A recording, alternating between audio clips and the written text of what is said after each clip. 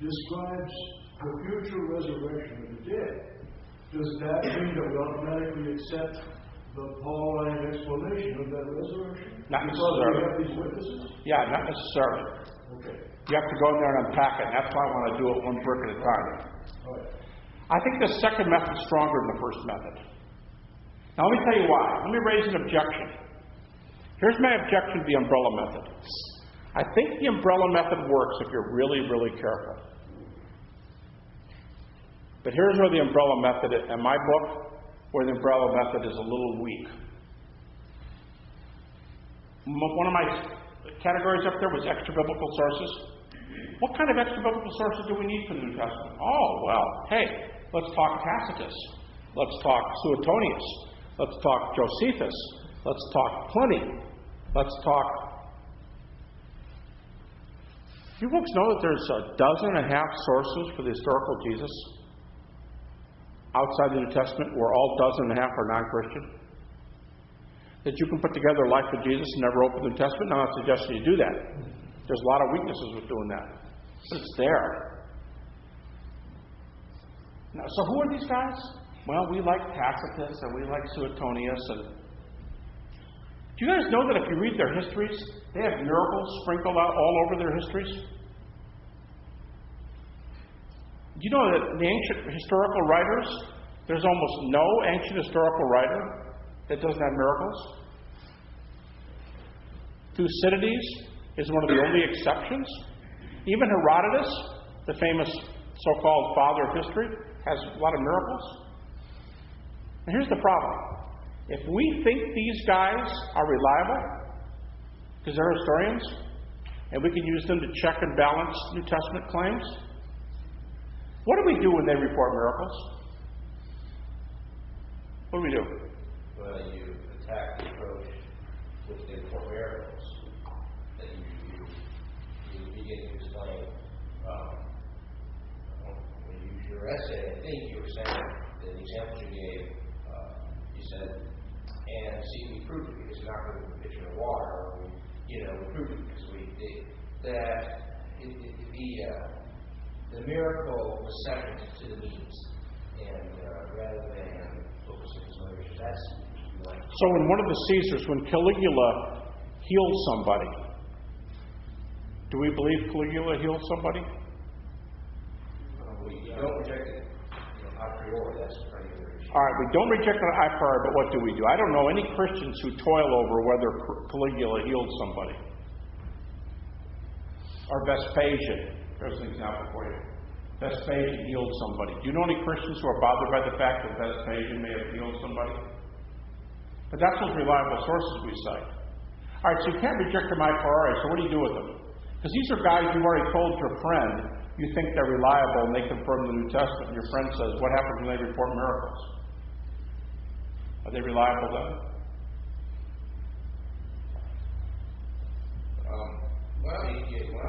No.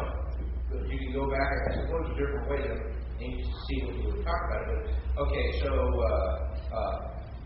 what are the consistencies in reporting miracles? Here we might have, how many, if you got from the New Testament, plus 12.5 or so, 12, 13, extra biblical authors that all report similar miracles in similar style of Jesus, whereas maybe under Tacitus, he reported 15 miracles, but they're never reported by anybody else. And then the style of reporting, what was the purpose of those? That's maybe how you would. So how would you go in? I think you're on the right track. How would you go in and say Jesus' miracles are historical, but Vespasian's miracles are not historical? You did the same thing with Jesus. Pardon? You did the same thing with Jesus on our side. Which is what? Taking some and leaving the other. So it makes us look like we're picking and choosing, right? It doesn't almost look like, well, see, I accept Jesus because they're mine. I don't accept Vespasian's because they're yours. Well, you can say, all right, I'm willing to say the truth. Let's look at the truth of the miracles. What you don't do is say, no, you don't give them the same argument back. You'll say, you just simply don't. I think you start with, you don't reject it a priori. You say, okay, all right, let's take a look at it. I don't think that's the case, but maybe you have something for me. Okay. Tacitus says X, Y, and Z. All right, well, let's take a look at that. Is there anybody else that says that? So we don't have enough reason to say that Vespasian healed somebody. But what do you do where most of Jesus' miracles don't have that kind of backup?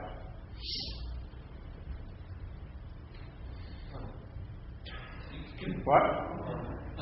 You do what? You punt. You punt. I don't want to offend any of you in here who may want to call yourselves Calvinists, but we have a large department.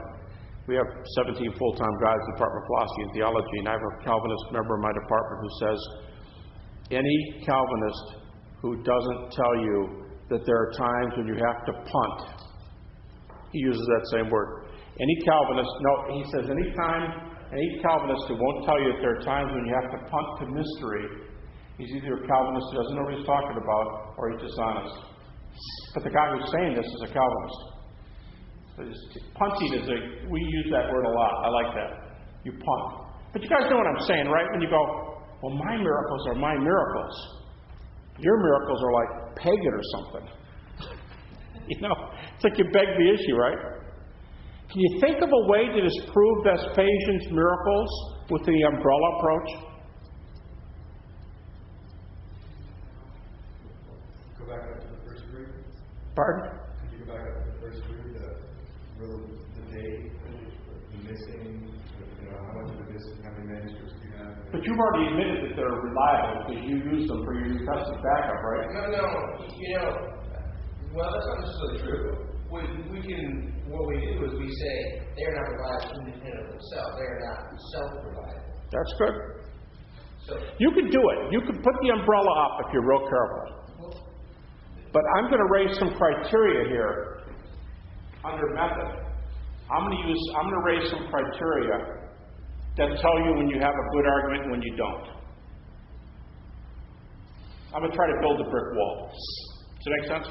Let me give you 2 criteria, and I'll come back to these and add a bunch of others after break.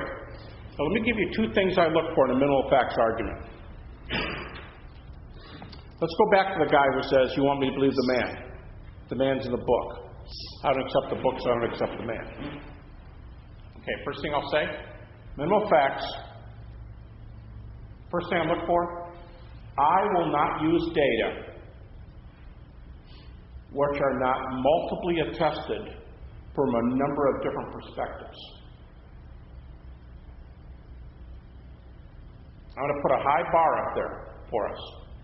And secondly, the facts I use are going to be well attested by critical scholars, guys who are way to the left of me. They're going to say I have good data here.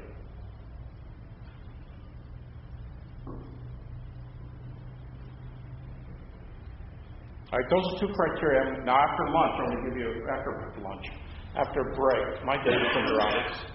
It's 11 o'clock where I'm from. What was the first one again?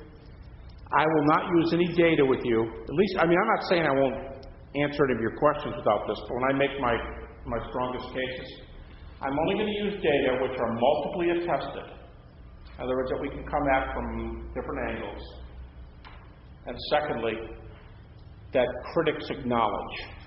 Data that critics acknowledge. How much do they acknowledge? When I get down to resurrection, I'm only going to use data with you that between 95 and 99% of all scholars concede. Those are my bricks. Now, you'd be asking a really good question if you said, you're going to use it as a brick just because a liberal's going to give it to you? To paraphrase the Bible, liberals give and liberals take away. What they give you today, they may not give you tomorrow. And I'd say, you didn't hear my first criteria. Even if the critic bails out on me, my first rule is more important than my second one. Even if the critic says, I don't know about this anymore, I still have my multiple reasons for believing each one. So those are little bricks that make up the cinder blocks, right? Each cinder block is going to be confirmed by a bunch of smaller bricks as I make my wall. You all follow me? Especially when I get down here, I want to major in the major. When we get to the gospel, what Jesus said about himself, his death, his resurrection, I'm going to be applying this criteria more and more tightly. I'm going to compress it even more, most tightly when we get to the resurrection. And I'm going to use data for which we have many evidences, many little bricks making up the big brick, and critics will almost always grant the brick. Just say, take it. So now what's that do to the guy? You want me to believe the man? Yeah. Man's in the book. I don't believe the book. And I'll go, why not? Or what if I said this? For right now, remember my whole pie or part pie question? What if I did this with a guy on my campus? Well, I didn't tell you about the whole book. I've only told you about some pie pieces or some bricks, to use my metaphors. Let's just talk about the pie pieces. Or let's just talk about the bricks. I'll tell you folks something. The closer you get to the middle, the tighter the argument is. And I'm willing to say that there's no critic out there who has an answer to the form of the argument when it comes down to resurrection. What if I told you, I just published an article at Fortress Press, just came out a few weeks ago. I counted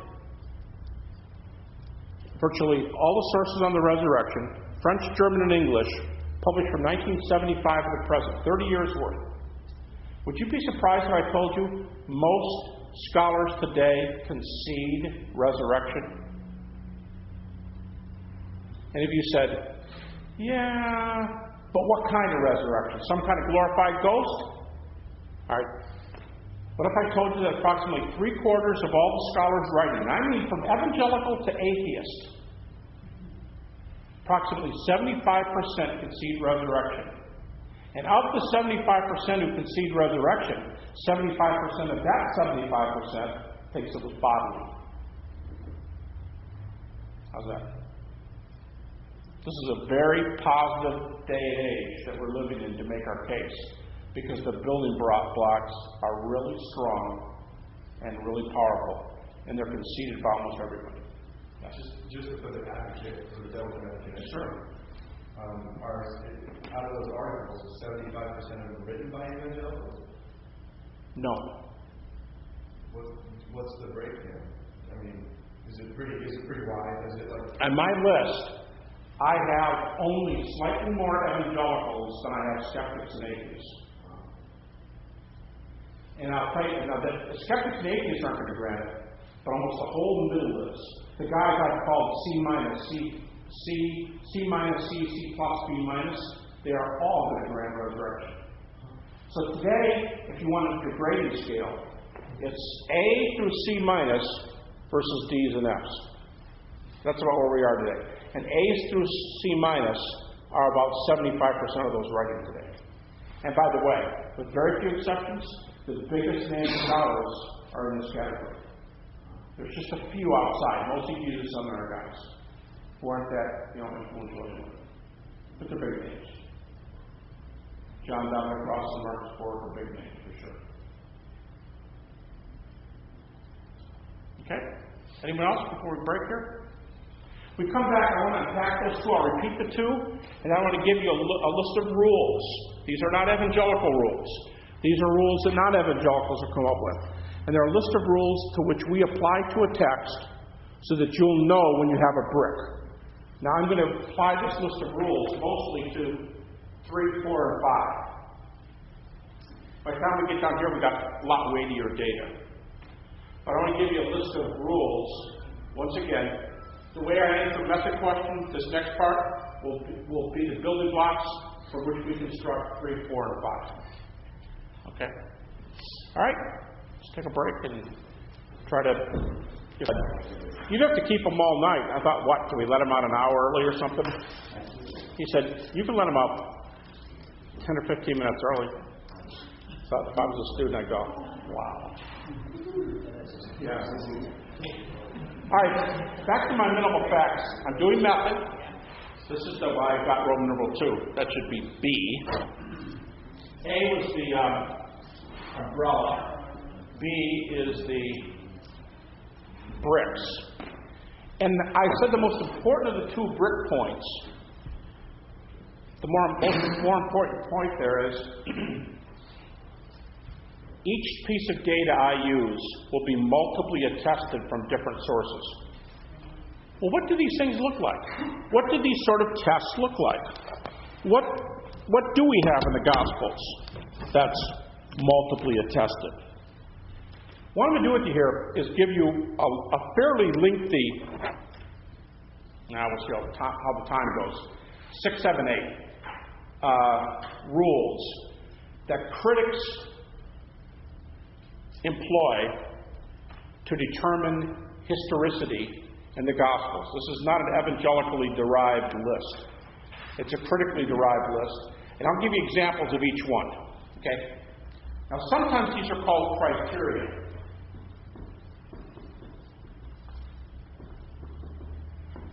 The first 2, I'm going to count, I think are the most important. They're not often put in the list, but nobody would deny that the first 2 may be the keys. Number 1, early reports are better than later reports. In fact, the Jesus Seminary says that the best period of time would be 30 to 50 AD. And I'm going to claim, well, let me ask you, how many sources, independent sources of material do we have from 30 to 50 AD? What do you mean by sources? I guess the Gospels were not written at that time. But they're late, right? Later. They're not late, but 45 or 50. 45 or 50? Is that? Boy, you're conservative. You must be a fundamentalist or something. Most scholars put Mark at 65 to 70 as the earliest. But, evangelicals would move it back to maybe 55. But still not in here. I was still not in 30 to 50. Did anybody know anything from 30 to 50? Can you think of any sources we have? All right, we'd be surprised when we get there. What if I told you that on early Christology, on death, and on resurrection, we have maybe 20 sources in those years? What if I told you that? I can't do it today. We'll get to this tomorrow night, I hope. But I just want to tell you, early is good. Early is great. And the Jesus Seminar says 30 to 50. We've got a lot in 30 to 50. Those are written sources? Yes. Now I'm going to give you a hint. If you had time to read ahead to my white book, I've written 26 books. 13 of my 26 books are on the resurrection of Jesus. So when I go to class and students have my book, I always refer to them by colors. So that because resurrection title starts sounding alike after a while. So in the white book, there's a chapter called Creeds and Facts. And if you have a chance to look it over before tomorrow night, you'll see where I'm going. In the New Testament, there are dozens of embedded statements that most critics will tell you are very, very early, pre-50, and a good deal of them are from the 30s AD. And critics aren't going to dispute that. That's exciting. Early is good, undeniably. 2, eyewitness is good. Now, gone are the days when you can say, Matthew was written by Matthew, Mark was written by Peter, Luke was written by Paul's disciple, and John is written by John. You can make that case. You can do that. And we need more and more evangelicals who are doing that. But nobody but evangelicals would almost ever argue that for most of those. Maybe Mark still would still say Peter. Luke is still, but you lose a lot of people on the Matthew and John. But I'll tell you what, stay tuned, because some major commentaries have come out in recent years. Darrell Bach on Luke, Craig Keener on John, Craig Keener on Matthew. These guys are major players in New Testament studies. I'll tell you how intriguing Craig Keener's book on John is. Craig has a PhD in New Testament from Duke. His minor, classics. Why am I telling you that? His 2-volume commentary on John has 20,000 parallels and references to classical sources that make his points in the Gospel of John. 20,000 references to classical sources. This is what you call erudite scholarship. Very, very, and he thinks John's the author. By the way, his next project, Craig has already done Matthew and John. His big project he's working on right now is Acts. Have you seen Colin Hemmer's work, H-E-M-E-R?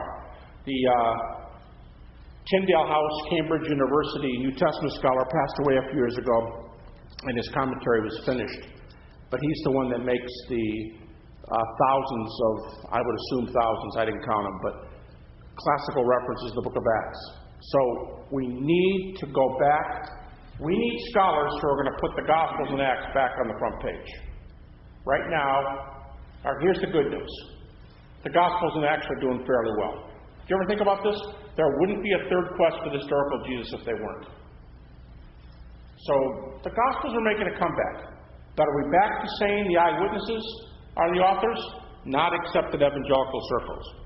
Now you might say, who cares? Then keep doing it in evangelical circles. You're right. Why should we back down? Why should we say, just because you don't accept this, I won't use it anymore? No. But I think we need guys who are doing their PhDs, who are finishing, who are pushing the envelope, and getting those guys back on the front page. But I'm going to use a totally different argument. I'm going to go back to these sources and use an eyewitness argument. I'll challenge you with this one. I'm going to use an eyewitness argument for the resurrection of Jesus that every critical scholar allows. I'm not aware of a single scholar who won't allow the argument. So you can think about that. Eyewitnesses are better than non-eyewitnesses. Okay, now here's the list proper of what I call criteria. All right, here's some other rules I like to apply. Early is better, eyewitness is better. Okay, here's some other things. I've already told you this one before break. Multiple attestation. This is my two heads are better than one theory. This is my their strength in numbers comment. Of course, multiple sources are better than single sources. I don't care if you're a lawyer, a police officer, a judge, a medical doctor, a journalist. In every inductive field we know, in every evidence-gathering field we know, multiple evidences are better. So, and I told you before the break, we're going to have some arguments where we get 5 out of 5. 5 out of 5 of those sources. Multiple attestation is very important. I'll give you an example for each one of these. I'll give you an example and work through it when we go to did. Today, the reason that most scholars agree that Jesus did something that we may call miracles. We'll discuss this. But today, the miracles of Jesus are in. Not resurrection. Non-resurrection miracles. It's almost unanimous among scholars today that Jesus either did what the gospel said he did or something very much like it. And they have 3 categories. I'll save it. I don't want to get off to it, but I told you I'd give you an example for each one. So we have 5 out of 5 sources saying he's a miracle worker.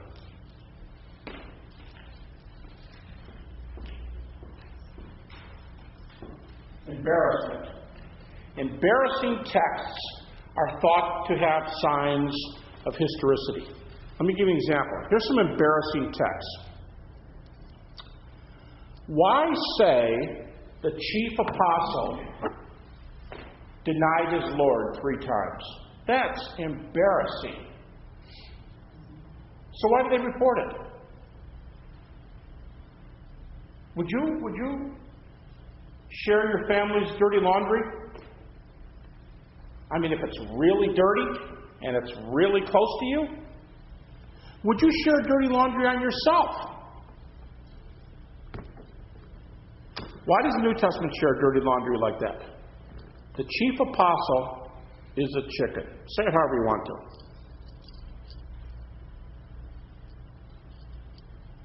Why does it say that? Because it's probably true. That's the way the embarrassment principle works. You have to have a reason to report this when it costs you something. So why did you report it? Because it's true. Here's some other examples. Not only does James, the brother of Jesus, not believe his own brother, but in Mark chapter 3, when Jesus comes to town and preaches, check the Greek, they thought he was nuts.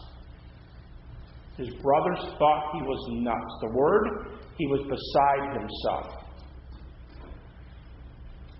Embarrassing. His family believed that? Embarrassing. Why do you repeat that? Now, you can't say this. Oh, they didn't care. They don't figure in the early church. But they do. Not only is it Jesus' own family, but James becomes the pastor of the Church of Jerusalem. He's one of the big four. The most influential Christians in the early church. Peter, John, James, their brother of Jesus, and Paul. He's one of the big four. Why say he thought his brother was beside himself? Because that's what he thought. All right, so you got Peter, who denies his Lord. How come the disciples don't show up at the cross? Except for John. Of course, the women are there. Why aren't the men there? It's embarrassing. How come the men aren't at the burial? It's embarrassing. How come the women are the first ones to go back to the tomb? Because they were. Those are examples of embarrassment. And every one of the ones I used with you, critics will tell you those are established facts. Peter denied him. James was an unbeliever. No disciples were at the cross unless you take the Gospel of John's testimony. None of the disciples were at the tomb, the burial. And only women made the first trek. That's embarrassing. But embarrassment is a great reason to believe in historicity. Because it costs you something to report it.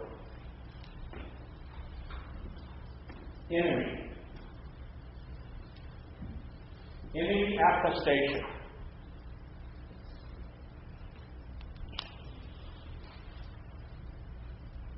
Okay, I'm a big hockey fan. I coached ice hockey at Liberty for 9 years. I'll put a commercial in. Our team right now is going to nationals. That's tough. In order to go to nationals, we beat Ohio State last week. That's big.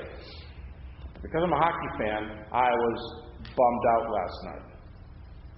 The only good news about Canada and the U.S. losing on the same night is I wouldn't be able to watch any more games anyway, because on the West Coast, everything starts at 1 o'clock in the afternoon. But they're out, so I don't have to watch them. I'm bummed. I don't have much to say about the Russians. They beat Canada last night. Now, I'm getting the enemy attestation. What if I told you? Can't stand the Russians. Remind me of the Cold War days in 1972 when we had the first Russian-Canadian tournament. Man, those guys are usually disorganized. They usually have no defense. They had a subpar goalie, and all he did was win. Man, those guys are fast. Now, what do you get from my testimony? I don't like them very much, but they are fast. Right? That's enemy attestation. Enemy attestation is, you're a bum. But man, are you smart. You're a smart bum. Smart goes down to the record books. How about two generals? The general on the wrong side. I'll give you a good example. I'm from Michigan. I'm in the hotbed of the South. More battles were fought in Virginia than any other state. More soldiers died from North Carolina than from any other state. My wife from North Carolina and Virginia. I'm from Michigan. One of my relatives died at Gettysburg. But you know what? Northerners respect Robert E. Lee. Northerners respect Stonewall Jackson. Northerners probably did not have a tactician like either Lee or Jackson. You don't have to like them, but you can appreciate them as leaders. I don't think the North had anybody like either one of them. We did some other things well. Conclusion, man, you may have thought the South was trying to pull us apart. But man, what do you say about Lee and Jackson? Men of valor, great leaders, great strategists. You see what I mean? That's enemy attestation. When I say, man, are the Russians fast? Because they are. I don't have anything else good to say about them. They're fast. That's enemy attestation. Let me ask you guys, what enemy attestation do we see in the Gospels? You think of some examples? The Pharisees. Acknowledging the miracles had an issue with it. Okay. Let's take a look. I've already used this one to acknowledge the miracles. What if I come at this from another angle on the miracles? The Pharisees and other leaders acknowledged the miracles. What do I have in mind? Where did they acknowledge the miracles? Well, even on the Sabbath, they had. Pardon? When he healed on the Sabbath, they had a problem when he healed on the Sabbath. They didn't deny that he healed. They just said he was a lawbreaker. Right. All right, how about another example? Lazarus' resurrection. Pardon? Lazarus' resurrection. What, and how do they attest to that? They tried to kill him. They tried to kill him. We can't stop it. We'll kill you. We're seeing that a lot in the news today, aren't we? With a different kind of religious persuasion.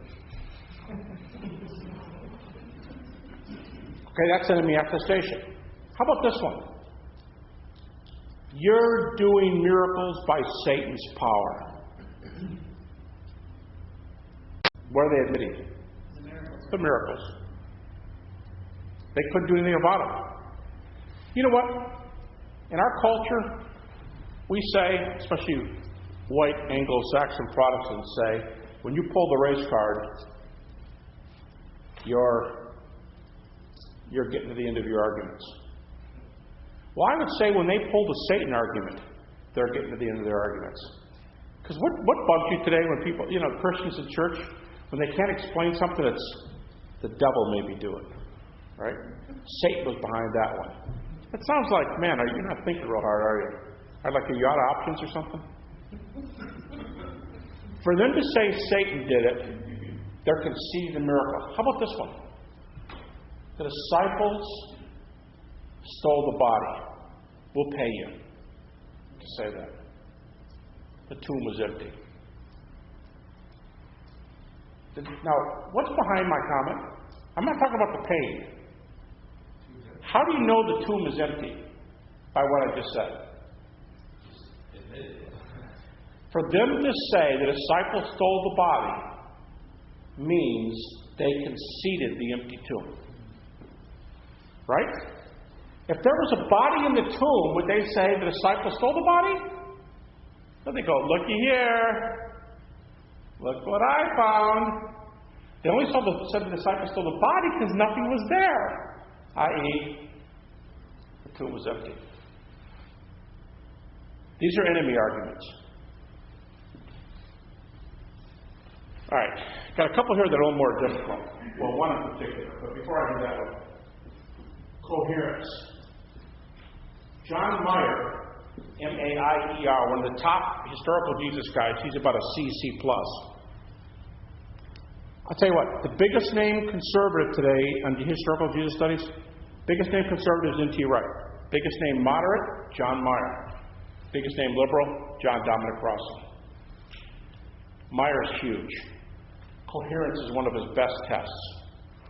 Coherence goes like this. I don't know what to do with this text. I really don't have any backup for this text. But I have backup for this text. And this one says something very similar. Looks to me they're two peas in a pod. That's coherence. Coherence says these two things are fitting together well. I'll give you one of Meyer's examples. In Matthew chapter 8, I believe, this is where he says, many will come from the east and west and sit down with Abraham, Isaac, and Jacob in the kingdom of God. Do you know why that's generally said to be a true saying of Jesus's? First of all, there's a little flicker of embarrassment there, isn't there? Many will come from the east and the west. How about the Jews? A little embarrassing, because he's letting the Gentiles in. There's a little bit of embarrassment there. But what's the real reason? Anybody know? What's the real reason that statement makes it? Many will come from the east and west and sit down with Abraham, Isaac, and Jacob, the kingdom of God. I'll give you a hint. It fulfills this so well that it's seldom denied. Okay, I'll give you another hint. This statement is found in Matthew and in Luke. That should give it to you. Many will come from the east and west and sit down with Abraham, Isaac, and Jacob, the kingdom of God. It's in Matthew and Luke. What is it?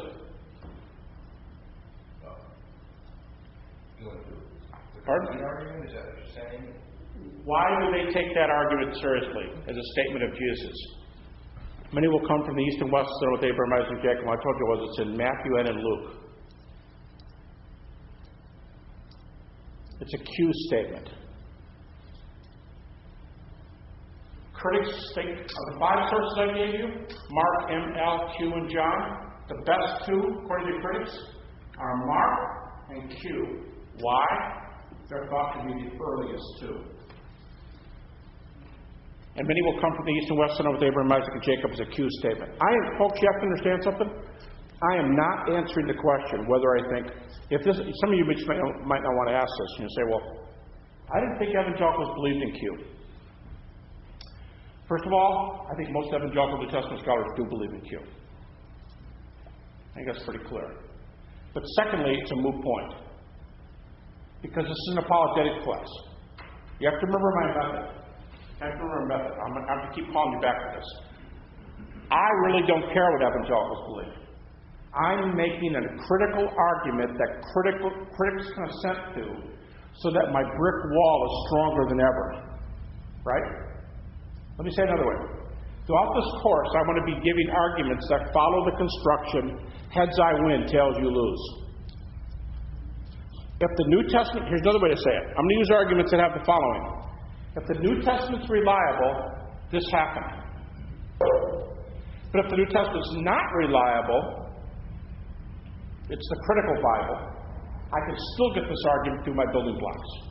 Conclusion, it happened. You follow me?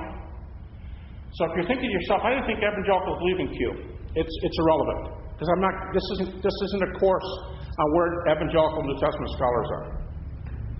It's an apologetics course. So I'm talking about building that wall up one block at a time. Does that make sense? Besides, let me remind you one more thing. Whether there's a Q or whether there isn't a Q, it's in the Gospels anyway. All the Q materials in the Gospels. So evangelicals they're objecting to whether there's a Q source. But the verses themselves are all gospel verses. No problem. So Meyer says, well, I know many come from the east and west, sit up with Abraham, Isaac, and Jacob. That's a Q statement. Therefore, I accept it. But how about this statement over here where the Sadducees come to Jesus and say, hey, we're telling you a story. There were 6 brothers. You know how the story goes. Each one died, the next brother took the wife, next brother took the wife. Whose husband will she have, or whose wife will she be in the resurrection, is the way it's asked. Meyer says, that's got a ring. That is the way Sadducees ask questions. That's got to count a little bit. Kind of got a ring of truth. But here's my main reason for accepting that. It makes the same point as this Q statement does over here, which I already know is historical. That's coherence. Let me give you another example. I'll only go back to the hockey team. There was a guy on Canada's team, one of their captains, Chris Pronger. He took more penalties than anybody else did in the Olympics. Your captain shouldn't be in the penalty box. They scored when our captain was in the penalty box. If you said to me, oh, by the way, there was something else you missed, and one of our players was in the penalty box, I bet you can't guess who it is. I'd go, Chris Pronger? That's kind of a coherence argument, right? I've come to expect this of you.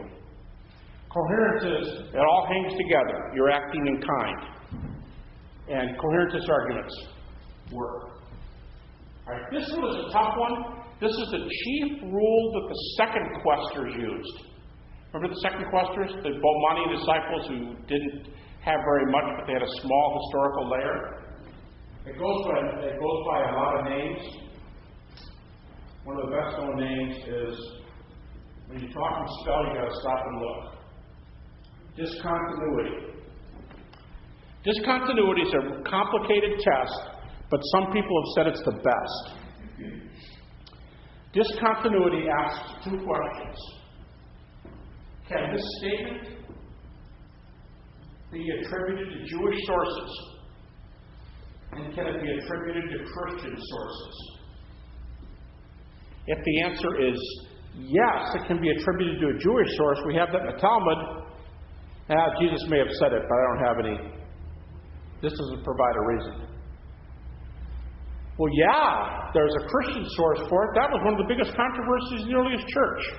Well, then Jesus may have said it, but they want something that's distinguishable from Jewish thought and from Christian thought. Now, I'm getting ahead of myself because I'm giving you all kinds of examples. But down here, what Jesus said about himself, one of the most incredible discussions right now is, what does the phrase Son of Man mean?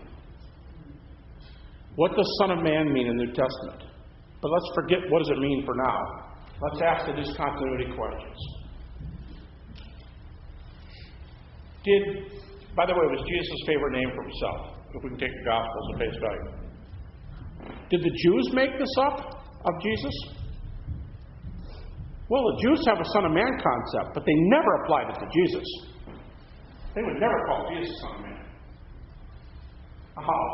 Well, the Christians surely call them that. Oh, yeah? How come Son of Man does not occur even once in the epistles? Whoa. Chances are, Jesus used it of himself. That's discontinuity. You can't track it to the Jews, and you can't track it to the Christians. Jesus is your best source. It's a really strict test. Because as some writers have said, this test is too strict. Reason being, it means Jesus was not a Christian and not a Jew. But notice the guys who make this up say, I didn't say he wasn't a Christian, it wasn't a Jew. I just said those are the ones where you know you're at your best. Now we could do some others, but this is a list. Don't forget I have the minimal facts up here. Sometimes I stick the minimal facts at the end of the list. And what that would look like is, you're always on your best when you use data that everybody concedes. That's also an historical principle. Use data that everybody concedes. Don't be out there leading the pack. Sometimes the guys that lead the pack who write that innovative journal article, they change everything. But usually guys who lead the pack get written off by the pack. Hey, you want to know an example of a guy who led the pack and his argument was accepted? When I went to school, and maybe when your professors went to school, I was taught the Gospels are not biographies. Did you guys hear that in school? Gospels are not biographies. They are, and you can judge where the guys are on the list by what they say the following.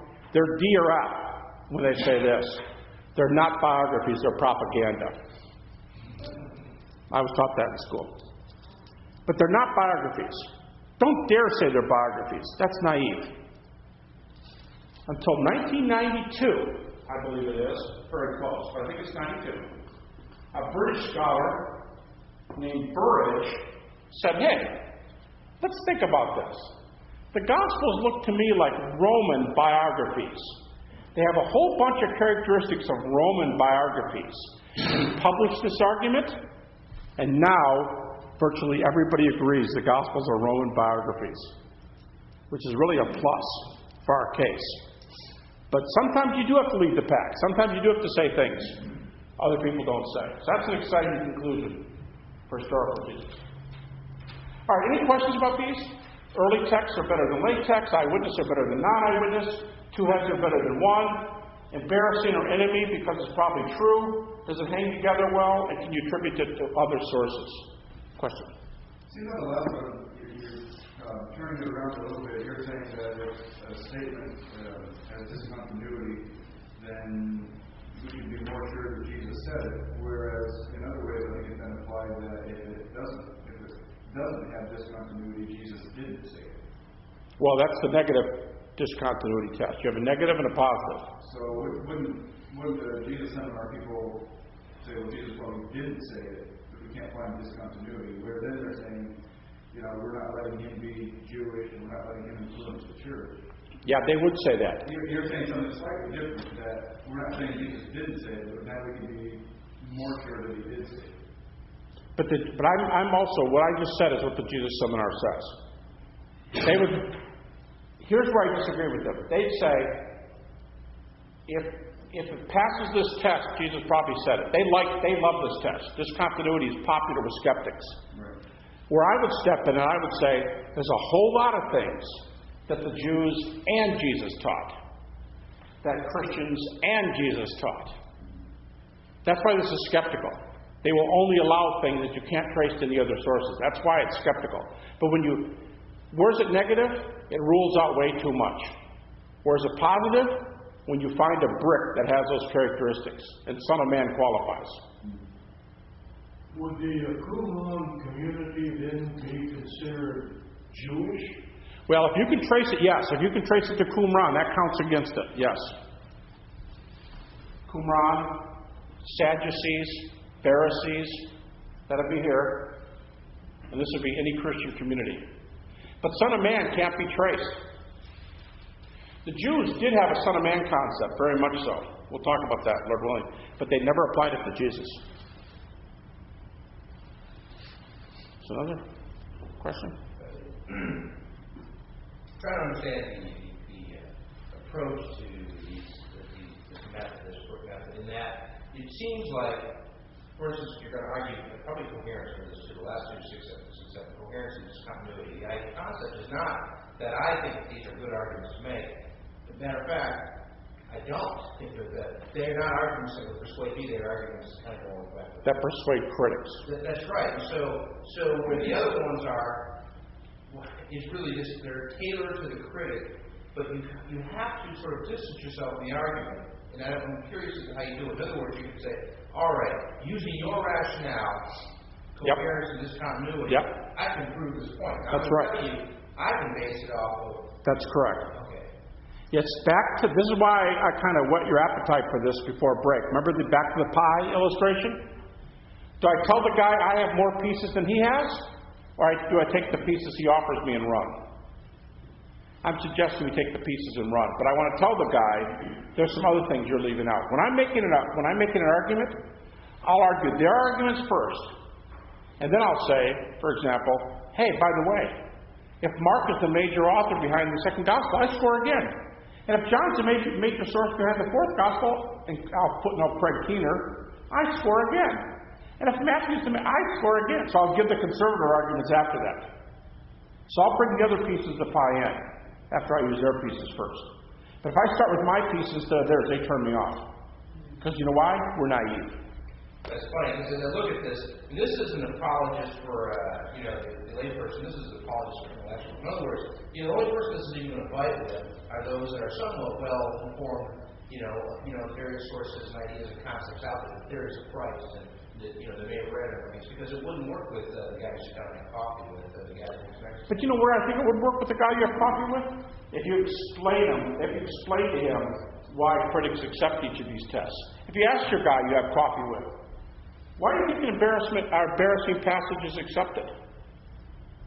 Or why do you think multiple attestation is better than single attestation? You have to explain it to him, but I think it's the logic of it. Yeah. Early is better than late, and I'd rather have an eyewitness whenever I can get it. And you know what I'd say to the guy over coffee, the layperson? Tell me a judge, a journalist, a medical doctor who doesn't use the same criteria. You read it in your paper. You read these in your paper every day. That's how you put a case together. That's how a journalist writes up. Like if I'm an illustrated eyewitness, when I flip to the sports section of my paper, and I'm reading how my college team did when we went on the road last night, I want the reporter to have been there at the game, right? So if we're playing in Chapel Hill, I want the article to say Chapel Hill. Here's what I don't want the article to say. From Wire Reports. I can listen to Wire Reports. I want you to tell me what it was like with you sitting there. Right? So we use these same principles every day. Does that make sense? In the paper. I think I can illustrate almost every one of these points from a newspaper.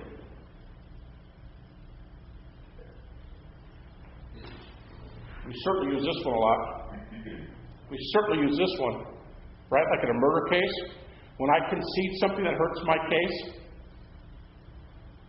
2 heads are better than one. I always want eyewitness. I think the first 5,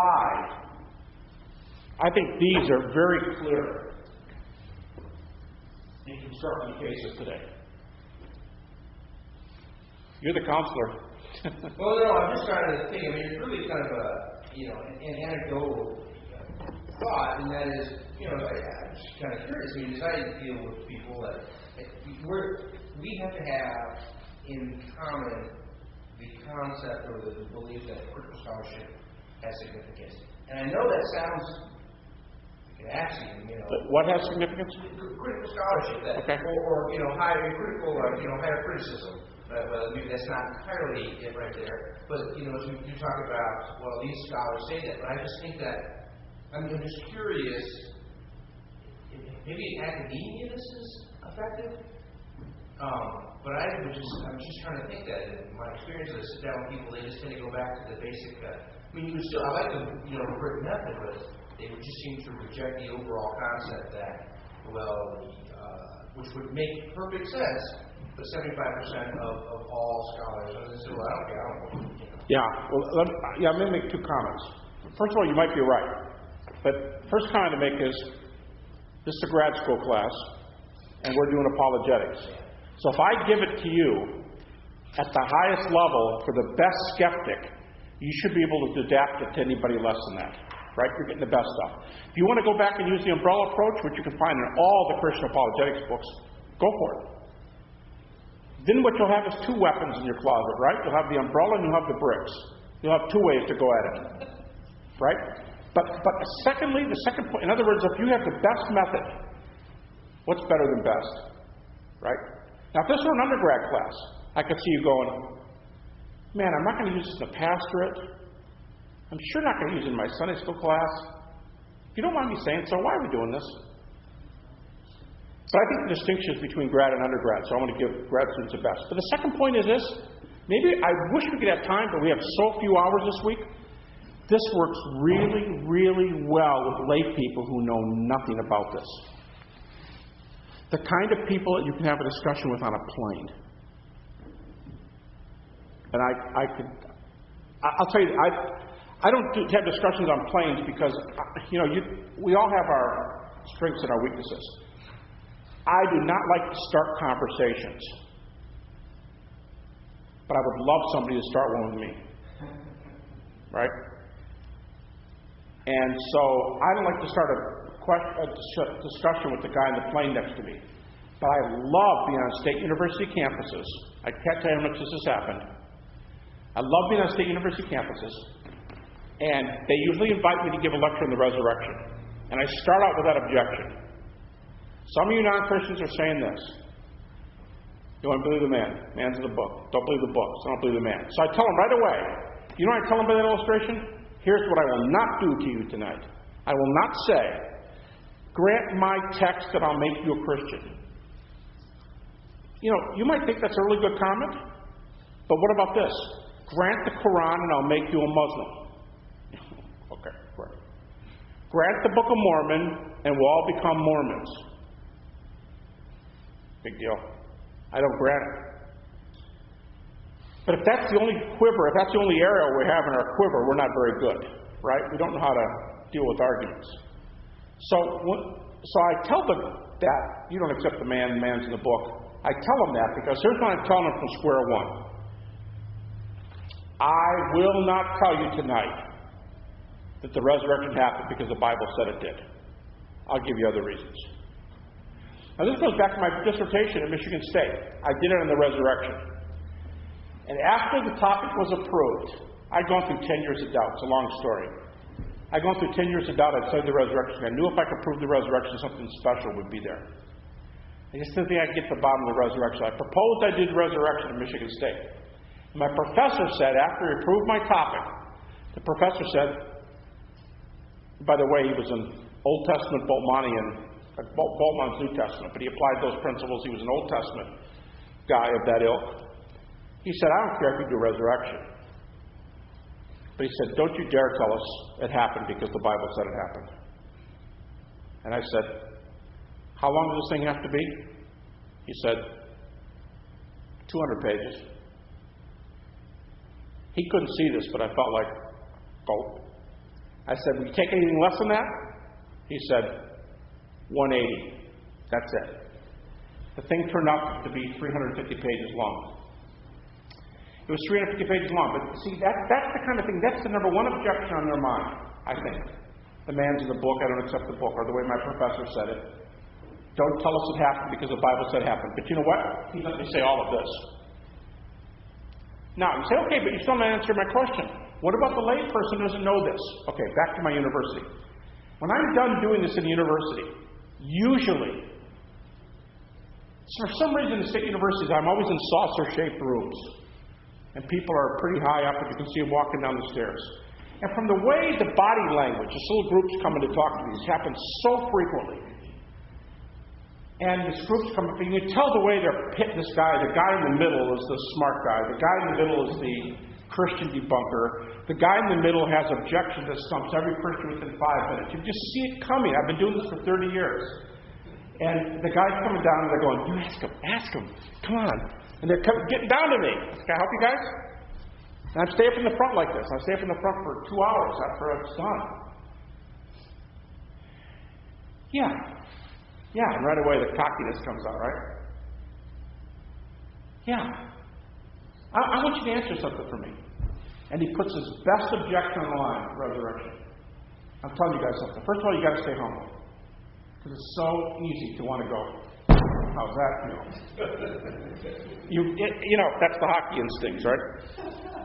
You want to just get cocky with the guy. But I remind you, 1 Peter 3:15 says, be ready to have every man. Give every man a response, and we quit quoting 3:15b.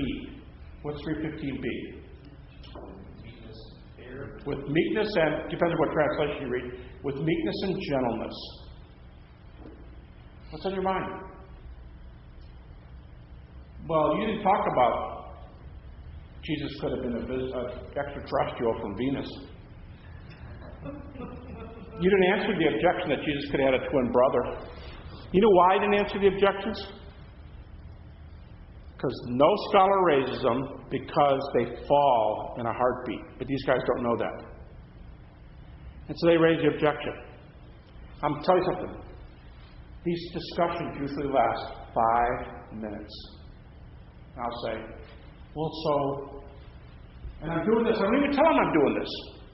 And I'm checking off my list. And I'll tell you how I do that. When I come to resurrection, I do not do it off this. I'll give you a list of data that I accept, that critics will accept. And I draw my reasons off this list. I'll say, what do you think about that? What do you think about that? And what do you think about that? And the guy finally goes like this. He'll go, all right. And I'll say, hey, listen, that was a really good question. Can I get your email or something and we can follow up on this? Maybe we can think of another good question tonight. This happens all the time. No, I'll think about it. Glad you heard that, man. Guy walks away. Just like that. I was doing this at Stanford, and a guy came to the microphone a few months ago. Came to the microphone, and he said, well, why couldn't... And he made up this theory. And I said, what do you think about that? What do you think about that? What do you think about that? I got to my 8th objection. The guy had answered one of them. I got to my 8th objection, and the kids around this saucer-shaped room, they're starting to snicker. Like, dude, sit down, you're getting creamed. You know that kind of snicker? I got to about my 8th objection, the guy went just like this. He goes, all right, you win. And he turns and walked away from the microphone. But I was being real gentle. I wasn't trying to be cocky or anything. What I'm saying is, just because they don't know why these things are good, when you give them the objections, and you know what? They're better when they don't know these. Because they let a lot of other ones sink in. They let a lot of other ones slip in that scholars would not let in. For example, you might say, well, what about Thomas? What about Thomas? Don't you think Thomas already thought about that when he said, let me touch him? I'll never use Thomas. Because critics don't allow the Thomas pericope.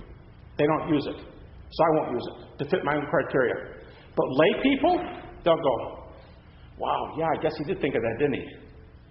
Like, yeah, I got away with it. You can use all kinds of stuff with lay people. They do not catch you on it. So anyway, the better you get with it, the more versatile you get with it, you'll have these reasons and another dozen. So the first reason is grad school. I want you to get the best there is. But the second reason is you can really adapt these things to lay people, and they won't even know you're doing it, and they'll walk away. Now, here's the key. I don't know why this is the case. You almost never, pastoral moment as we're wrapping up tonight. You almost never, people say to me, do you see people come to Christ at the secular campuses? Almost never. I've been doing it for 25 years. Almost never do you see anybody come to Christ. Why not? Well, a couple of reasons.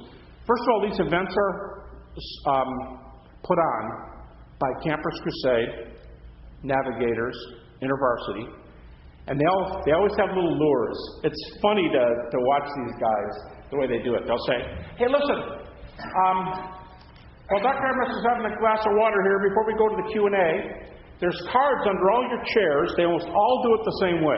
There's cards under your chairs, and we have a free book for anybody who gives us, and I'll tell you what, we're not going to send it to you, none of that impersonal stuff. We'll deliver it to your dorm room, and don't think we're going to just sit there and take all your time up. We'll bring the book to you, and if you say to us, I don't want to discuss this, I'm out of there. That's my promise to you. But fill out that card. Tell me what you think of tonight. Tell me if you'll come to some more of these. And I'll bring you a free book. You know what book they always give away? Josh McDowell, More Than a Carpenter. You know what Josh told me about that book? You know how many of those books are in print? 20 million copies. Josh doesn't make a penny. He gave the copyright away a long time ago. So they use it for ministry. So, do I see people come to the Lord? No, but these guys, I will get reports of these guys lead people to the Lord later. I take it. But secondly, why don't I see people come to the Lord? Have you guys ever heard of search ministries? Anybody? You have a guy here in the Portland area who does it.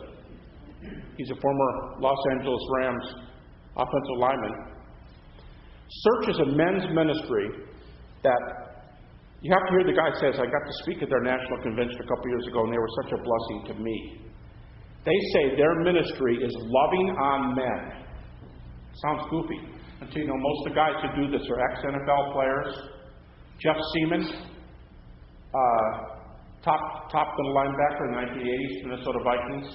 This guy I'm telling you about, Jeff Hart, offensive lineman. Now, what do you say when a 6'5", 300-pound guy gets up and plays offensive line for the Rams? These guys are really cool. And they will work with men for 2, 3, 10, 15 years before these guys come to the Lord. I was teaching their national. We were doing some kind of deep apologetics stuff, because these guys are whole ministry apologetics. And we're doing details. And this guy who called himself the world's fastest white man, when he was at Ohio State, he did a 4.1840 or something like that. But he just shot off at the mouth. He was wild. He would come up with anything. I saw him sing the Ohio State fight song at a restaurant standing up at an airport. Boy, I was embarrassed. He was standing up right at our table and started singing. Sit down. So I said to these guys, they said, you ever see people come to the Lord? And I said, really, I don't see too many people come to the Lord. And the guy blurts out from the back of the room. You ladies, if you'll excuse my language. The guy said, that's because you're an apologetic whore. And I said, and the other guy said, shut up, John. And I said, wait a minute, John. What do you mean? He said, you go to state university campuses and you have one-night stands. The reason you don't see people come to the Lord is because you're all about one-night stands. It's only when you, here's his point, it's only when you do apologetics in the context of friendship that when you do one-night stands, you win the argument. You don't win the guy. But when you befriend the guy, you win the guy and the argument. I have thought about that so much. I repeated his one-liner. Because sometimes it takes that shock to make us realize what we're doing. I think I'm going to go to a campus and invade these guys' lives for 2 hours. They're going to say, "You got me. I'm going to give a party and everything." And listen, the Holy Spirit can do that. The Holy Spirit can do that. But see, I'm not willing to pay the price. So I turn them over to people who are going to spend a lifetime with these guys. So I started praying. I have a list of people I pray for every day who are seekers and are close to the Lord. And I pray 2 things. I pray that I'd be willing to spend some time with them because it's more than an argument. In today's society, the personal touch will work faster than the arguments will. But when you got the personal touch and the arguments, that's why I do it, because even with lay people, it works. Secondly, this is humbling, but secondly, the Holy Spirit works better than good arguments. I've been dealing with a guy for a long time, a Canadian guy. He and I have been talking for about 2 years. He's a Christian. But I would have said he's the most likely guy I've ever dealt with who's this close to falling away. He said, "I'm sick of it.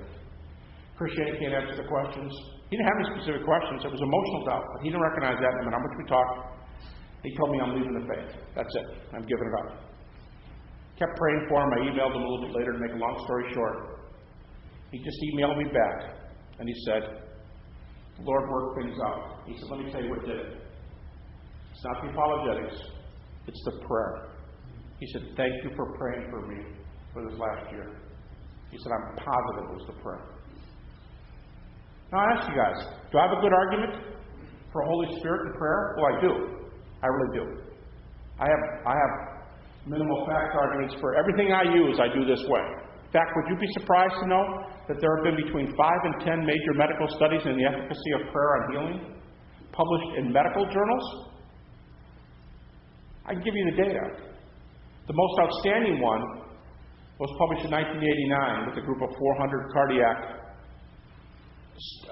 patients, San Francisco Hospital. And here's the précis in a peer-reviewed medical journal, the précis. They checked these patients in 26 categories. And in 21 out of 26 categories, the patients who were prayed for did statistically better than the ones who were not prayed for. You say, well, maybe they thought they were being prayed for. It was a double-blind experiment. Nobody knew who was being prayed for. And it would work just as much the other way. I'm not being prayed for when you are. And here's what the précis said. Last sentence of a précis in a medical journal. These results are consistent with prayer to the Judeo-Christian God. So I've got reasons for prayer, too. I've got reasons. I can tell you guys, I think God's alive and well today. I think God's more alive today than He ever has been. That's a dumb statement. I think God is more active today. How can you be more alive than alive? God is more active today than He ever has been, I think, in history. And I've compiled a whole bunch of ways, a bunch of evidence that God's alive today across about a dozen areas, all documented with research, peer-reviewed journal articles, medical reports. So it's more than just the resurrection, or it's more than just the historical Jesus. But I'm saying when you combine, you get the best possible argument to use with the skeptics. When you don't have a skeptic, play dumb and do it with a layperson. And the way I play dumb, I'll say, well, so you don't believe the resurrection? No. Well, what do you think happened? You have to be good. You have to be able to deal with the options.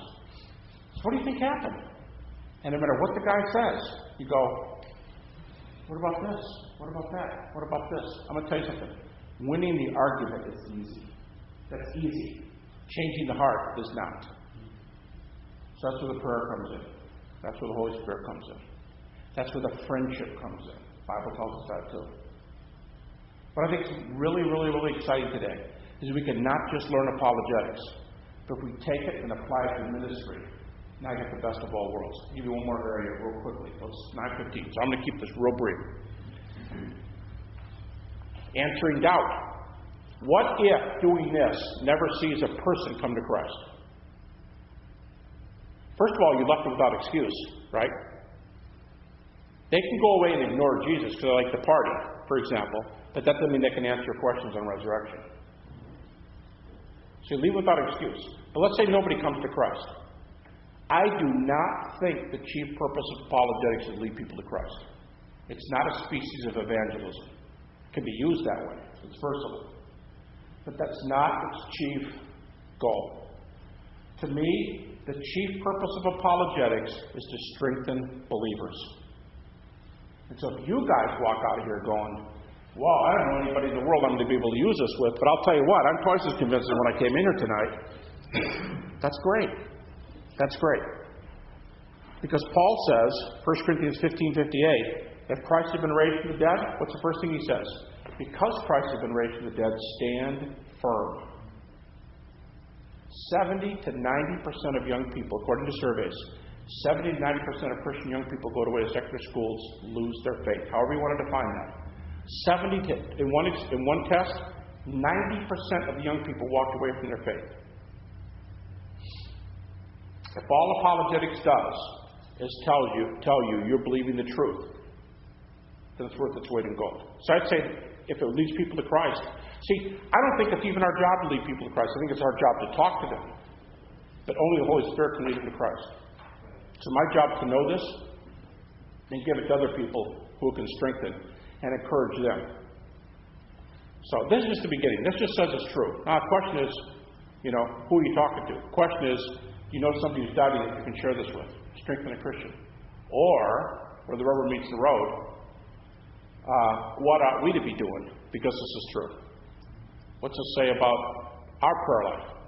Practicing the disciplines. And so on. If it's true, I want to be there. So for all those reasons, long answer to a short question. I think there's 100 reasons why you should read this major. But the best one is because these are the best arguments. And so we should learn the best even if only scholars are asking these questions. Tomorrow, I want to start, Lord willing, by going right to this. Now, by giving you illustrations here, we're largely going to go through these first two categories by me just reminding you of things that these tests say are true. But I'm going to give you a list of things that Jesus said, things he did, tell you some things that Christians think are credible. So I'm going to spend tomorrow night in particular on a major in the major and talk about what Jesus said about himself. How do we know his death? How do we know his resurrection? Okay? Because it would be a pity if I spent all my time on this and didn't finish this tomorrow night, because this is what this course is about. 5, 7, and 8. Sorry. 5, 6, 7. And don't forget, part of this is on Saturday. The best single argument for the resurrection I'm saving for Saturday, because it preaches well. It's the argument that tells you where are all our sources from 30 to 50 AD. But we can do some details. We can do specific things tomorrow if you want that I won't be able to do Saturday. Okay? Questions or comments? Derogatory remarks? All right. Have a good evening.